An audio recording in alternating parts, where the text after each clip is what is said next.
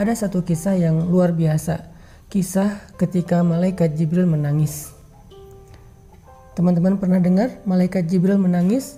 Padahal kita tahu malaikat Jibril itu kata Allah syadidul quwa, malaikat yang keras, yang kuat, yang ditakuti oleh malaikat yang lain, dzu mirratin, malaikat yang sangat wibawa, malaikat yang sangat agung, yang kalau beliau mengepakkan sayapnya, satu sayapnya itu bisa menutupi langit dan bumi.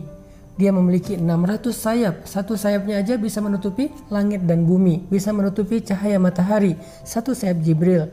Tapi malaikat sebesar ini ternyata pernah menangis. Satu hari Nabi mendapati Jibril sedang menangis, duduk di sebuah tempat, kemudian dia menangis. Air matanya membasahi wajahnya. Kemudian Nabi bertanya kepada Jibril, "Wahai Jibril, ma yubkik? Kenapa engkau menangis?" Jibril kemudian menoleh ke arah Nabi dan mengatakan, "Ya Rasulullah, bagaimana saya tidak menangis? Sejak saya melihat neraka Allah, air mata saya selalu mengalir karena takut kepada Allah Subhanahu wa taala." Takut kepada Allah Subhanahu wa taala, takut akan azab api neraka. Sampai malaikat Jibril aja takut diazab api neraka.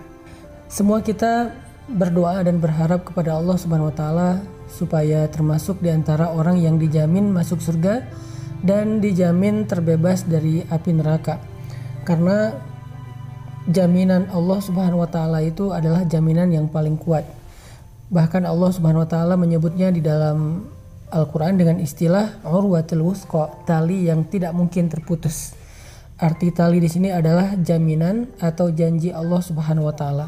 Sehingga siapapun yang mendapatkan jaminan utaqa'u minan nar, terbebas dari api neraka, berarti dia termasuk orang yang sangat beruntung.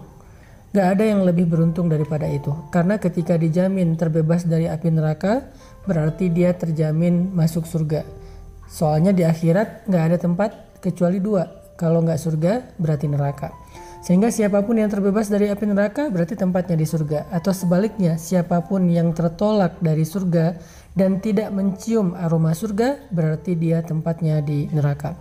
Siapa orang yang dijamin terbebas dari api neraka menurut Al-Quran dan hadis? Banyak. Orang yang pertama kalau kita baca di dalam hadis adalah orang yang melaksanakan sholat subuh berjamaah. Kalau kondisinya sekarang harus social distancing, maka sholat subuh berjamaah kalau nggak bisa dilakukan di masjid, berarti melakukannya di rumah bersama dengan keluarga tepat waktu. Nabi SAW bersabda, siapa yang melakukan sholat subuh berjamaah di masjid, fahuwa fi zimmatillah, dia berada dalam jaminan Allah. Allah yang menjamin dia di dunia dan di akhirat. Sehingga sholat subuh berjamaah tepat waktu yang mungkin sedikit agak membuat kita harus bersusah payah, tapi ternyata balasan di sisi Allah jauh lebih besar. Sehingga kesusah payahan kita bangun subuh, kemudian berwudu dalam keadaan dingin, masih menahan ngantuk, itu akan terasa sangat murah dibandingkan dengan balasan yang Allah berikan kepada orang yang melakukannya. Maka dari itu, setiap malam sebelum kita tidur, coba teman-teman ingat-ingat kembali janji Nabi SAW tentang sholat subuh berjamaah. Sehingga sebelum tidur kita udah berazam, kita berniat yang kuat, ya Allah besok saya pengen dapat jaminanmu.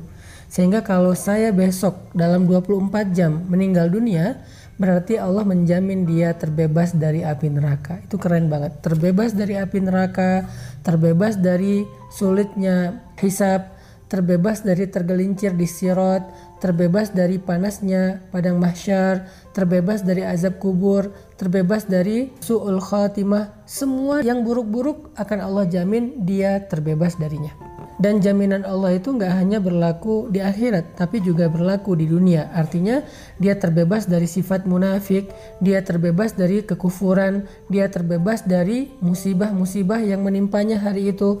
Sehingga siapapun yang pengen dapat jaminan fahuwa fi zimmatillah, dijamin, dilindungi oleh Allah Subhanahu wa taala, dan yang paling besar adalah dijamin dan dilindungi terbebas dari api neraka, maka sholat subuhlah berjamaah. Walaupun agak berat. Mungkin kita ngerasa subuh berjamaah itu sesuatu yang luar biasa, berat banget, males banget, susah buka mata, dingin-dingin harus ke masjid. Tapi kalau kita bayangin ganjaran atau balasan ya Allah sediakan di balik ibadah itu, ternyata apa yang kita lakukan itu walaupun berat sangat murah dibandingkan dengan balasan di sisi Allah. Mau dapat jaminan 1 hari besok, sholat subuh berjamaah. Niatkan sebelum tidur. Yang kedua, orang yang dijamin terbebas dari api neraka adalah orang-orang yang melaksanakan ibadah Ramadan dengan maksimal. Dia melakukan ibadah puasa dengan sempurna, dia melakukan ibadah sholat tarawih dengan sempurna. Kemudian dia memperbanyak amal-amal sunnah di antara kedua ibadah ini. Di antaranya dia melakukan ibadah zikir, dia tilawah Al-Quran, dia sholat sunnah, dia memberi makan orang yang berbuka puasa, dia kemudian bersedekah, dan banyak lagi amal-amal soleh yang dia lakukan sepanjang bulan Ramadan. Maka dia termasuk orang yang kata Nabi utaqa'u minan nar, dijamin terbebas dari api neraka. Ini jaminan yang susah banget untuk didapatkan kalau bukan karena Allah yang Maha Pemurah. Kalau bukan karena Allah Maha Pemurah, untuk terbebas dari api neraka itu susah banget. Bahkan neraka itu selalu merasa lapar untuk melahap manusia-manusia yang banyak dosa. Bahkan neraka itu mengatakan, hal min mazid, adakah tambahan? Aku ingin makan lagi, aku ingin makan lagi. Sehingga dengan kita berpuasa bulan Ramadan, melakukan ibadah sholat malam di malam-malam Ramadan, ditutup dengan Lailatul Qadar, dan kemudian diakhiri dengan takbir di hari Lebaran. Mudah-mudahan kita termasuk orang yang terbebas dari api neraka, yang bahkan Jibril cemburu kepada kita. Siapa lagi orang yang dibebaskan dari api neraka?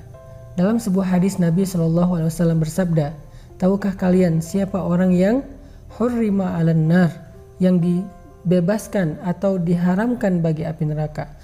Neraka haram makan dia, dan neraka itu termasuk makhluk Allah yang tidak makan kecuali apa yang Allah halalkan bagi dia. Siapa yang Allah halalkan bagi dia? Orang-orang kufur, orang-orang munafik, orang-orang yang durhaka, yang banyak melakukan kezaliman. Tapi ini ada orang yang hurrima 'alan nar, yang diharamkan bagi api neraka, sehingga api neraka nggak mungkin makan dia, karena api neraka tidak mau makan kecuali yang halal baginya. Siapa orang yang hurrima 'alan nar, diharamkan bagi api neraka? Kata Nabi, orang yang hayyin, layyin, qaribin, sahlin. Orang yang hayyin, tenang, yang tidak mudah untuk berkeluh kesah, apalagi meratapi keadaan, meratapi takdir, meratapi musibah. Kedua, orang yang layyin, lemah lembut. Bahkan Allah Subhanahu wa taala menyuruh kepada Musa dan Harun ketika bertemu dengan Firaun, faqula lahu qawlan layyinan, ucapkanlah kepada Firaun ucapan yang lemah lembut. Bahkan ketika berhadapan dengan Firaun saja, di awal Allah menyuruh Musa dan Harun berkata lemah lembut. Bagaimana kita kepada orang tua kita? Apakah kita sudah layyin kepada orang tua kita? Bagaimana seorang istri kepada suaminya, suami kepada istrinya, orang tua kepada anaknya, sahabat kepada sahabatnya, bahkan tuan kepada pembantunya, atasan kepada karyawannya? Apakah kita layyin, termasuk yang apabila berbicara lemah lembut? Kalau kita termasuk orang yang bisa menjaga akhlak, tetap layyin, terutama kepada orang-orang yang harus kita bersikap baik kepadanya, seperti guru kita, ulama kita, pemimpin kita, orang tua kita di rumah nomor 1, pasangan kita, suami atau istri kita. Kalau kita bisa jaga terus dalam keadaan layyin, sampai kalau ditanya oleh seseorang kepada mereka, wahai fulana, bagaimana pendapatmu tentang suami kamu? Lalu dia menjawab, yang saya tahu suami saya itu orang yang lemah lembut, yang saya tahu istri saya itu orang yang lemah lembut, yang saya tahu anak saya itu anak yang lemah lembut, yang saya tahu orang tua saya orang tua yang lemah lembut. Kalau kita dikenal dengan layyin, berarti kita insya Allah termasuk yang dibebaskan dari api neraka. Yang ketiga, qaribin, orang yang qarib, akrab. Akrab itu akrab dalam bahasa Indonesia. Artinya orang yang tidak mau memutuskan silaturahim, yang menjaga keakraban dalam keluarga, orang yang gak jaim, orang yang mudah bergaul, orang yang mudah untuk dekat dengan orang lain dalam kebaikan-kebaikan, orang yang tidak sombong, yang membuat jarak antara dia dengan orang lain. Kalau kita bisa dekat bahkan dengan anak yatim terutama, siapa yang dekat dengan anak yatim di dunia, maka dia akan seperti ini di surga dengan Rasulullah SAW. Dekat dengan anak yatim, dekat dengan orang miskin, dekat dengan orang yang susah, dekat dengan keluarga besar kita, dekat dengan siapapun yang kita anggap mungkin kurang dari kita dalam banyak hal, kurang dari sisi fisik, kurang dari sisi harta, kurang dari sisi ilmu. Sebutlah dengan orang yang masih awam, kita merasa dekat sehingga semua orang merasa nyaman dengan kita. Insya Allah berbahagialah, kita termasuk orang yang dijamin terbebas dari api neraka. Dan yang keempat, orang yang sahlin, orang yang memudahkan urusan orang lain. Jangan terlalu ribet, jangan terlalu birokratif, jangan terlalu kaku. Apalagi ketika kita bergaul dengan sesama muslim.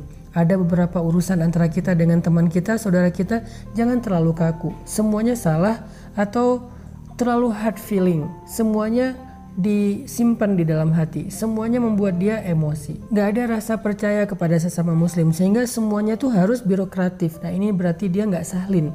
Seorang muslim dia sahlin dalam urusannya. Salah satu contoh sahlin memudahkan itu adalah hadis-hadis tentang masalah hutang piutang. Kata Nabi, siapa yang meminjamkan uangnya atau hartanya kepada saudaranya selama misalnya 1 hari, berarti selama 1 hari itu dia telah bersedekah sebanyak uang yang dia pinjamkan. Lalu besoknya saudaranya yang meminjamkan hartanya mengatakan, saya belum sanggup membayar, bolehkah saya meminta waktu lagi? Lalu dia memberikan waktu tambahan 1 hari, maka dia sudah bersedekah sebesar 2 kali lipat dari harta yang dia pinjamkan, dan seterusnya dan seterusnya. Ini artinya semakin banyak kita memudahkan urusan orang lain dalam interaksi kita sehari-hari, maka semakin kita mendekati jaminan Allah terbebas dari api neraka. Sampai Nabi mengatakan, siapa yang meringankan beban saudaranya di dunia, Allah ringankan bebannya di akhirat. Siapa yang mengangkat urusan atau hajat saudaranya di dunia, maka Allah mudahkan urusan atau hajatnya di akhirat. Fima ma'nah. Ini adalah diantara contoh-contoh orang yang Jibril cemburu kepada mereka karena mereka dijamin terbebas dari api neraka. Mudah-mudahan kita termasuk orang itu. Barakallah.